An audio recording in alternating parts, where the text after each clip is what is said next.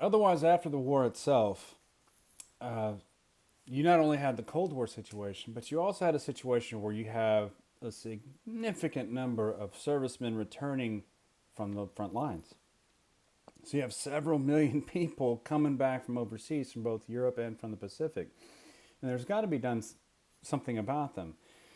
They will want typically their jobs back. They may want some other guarantees and thanks for their service and things along those lines. And so, um, generally speaking, before the war had actually ended, the GI Bill of Rights was enacted. This would provide housing, education, job training subsidies, and all kinds of different things to veterans that would further increase spending from a government level. But in this case, it would be for people who directly serve.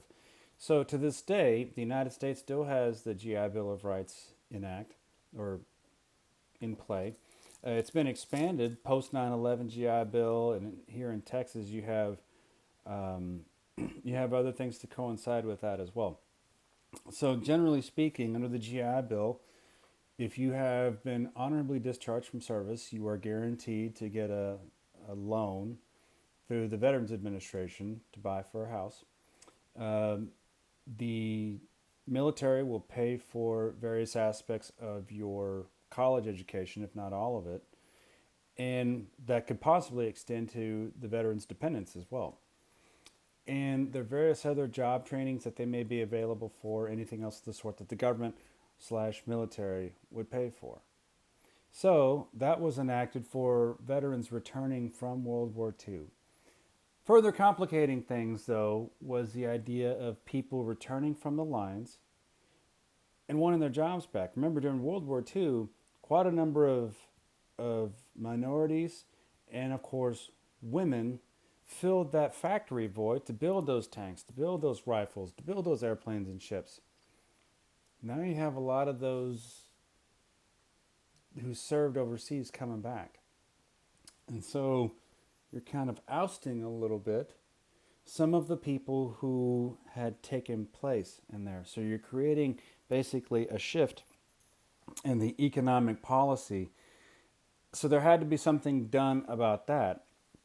One of the things that was also enacted during that time was the Taft Hartley Act.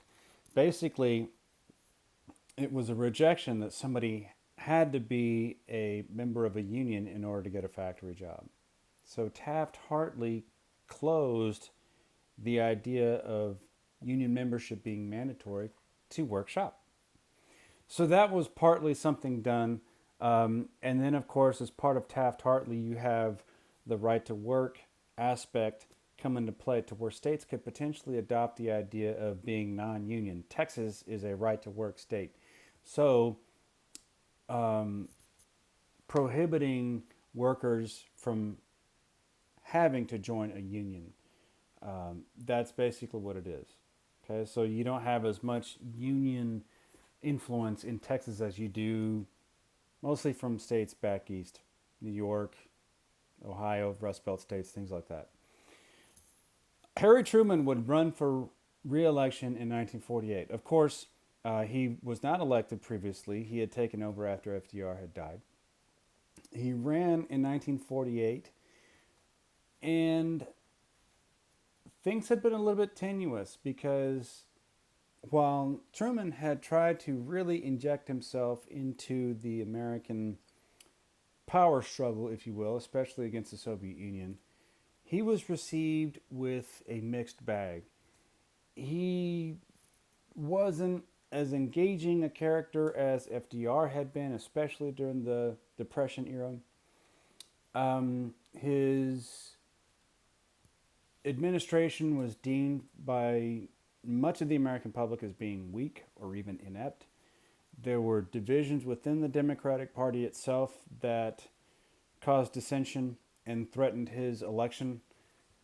But a few other different things came into play. In 1948, even though there were various different elections or various different divisions, he would run against a Republican, in this case, the governor of New York, Thomas Dewey. It was believed that Dewey being the competent and dignified man that he was going to win the election of 1948. And various different polls or whatnot suggested that Dewey was probably going to win. Boy, that kind of reminds me of 2016 when pretty much every political poll out there suggested that Hillary Clinton was going to defeat Donald Trump. And then on election night, oops. But before election results were out, it was deemed as being somewhat of a foregone conclusion by many different media outlets. So much so that the Chicago Tribune, very famously, you'll see in the slide that I've included, posted a picture, or they actually printed the next morning's paper that said Dewey defeats Truman in big, bold type letters. And then, of course, the night of the election, Harry Truman wins enough votes to where he actually wins by a pretty sizable electoral margin, 303 to 189. And Harry Truman is reelected. So there's a famous picture of Harry Truman holding up a newspaper that says, Dewey defeats Truman. And Harry Truman is smiling and just awing at it. It's a very famous picture in American history. Harry Truman not only won the popular vote, but he won a significant majority of the electoral votes to where he would easily be reelected. It was expected that Dewey would win, and he didn't. Okay. Other things from a cultural standpoint in the nuclear age,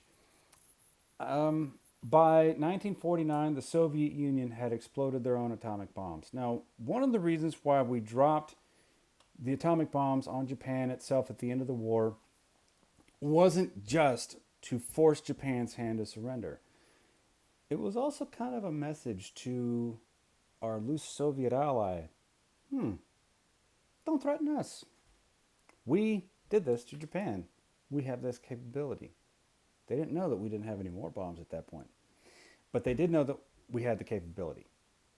Well, the Soviet Union would eventually develop their own nuclear power in the first place, which would then develop the idea of there being a nuclear scare. If we came to blows with the Soviet Union, would they attack us with nuclear weapons? And Americans by this time had seen or heard of images of our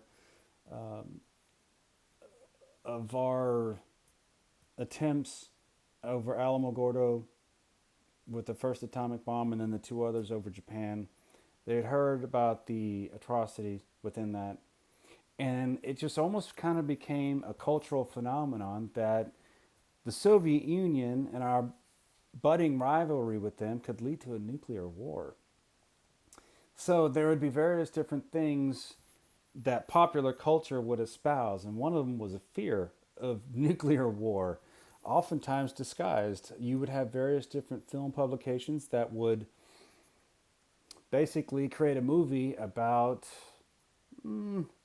something kind of dark or some sort of loneliness, something impersonal, something that would kind of invade. That's supposed to be metaphorically related to nuclear war. Others would directly address it. You had TV shows like The Twilight Show, which would often talk about a post-apocalyptic world after nuclear war. This whole quarantine with coronavirus to avoid COVID-19 seems post-apocalyptic. What would happen in a doomsday type situation where you're quarantined or whatnot? We're kind of living it. Otherwise, though, this was portrayed in movies and in TV. You have superheroes that would save us from destruction, save us from communism, all kinds of different things.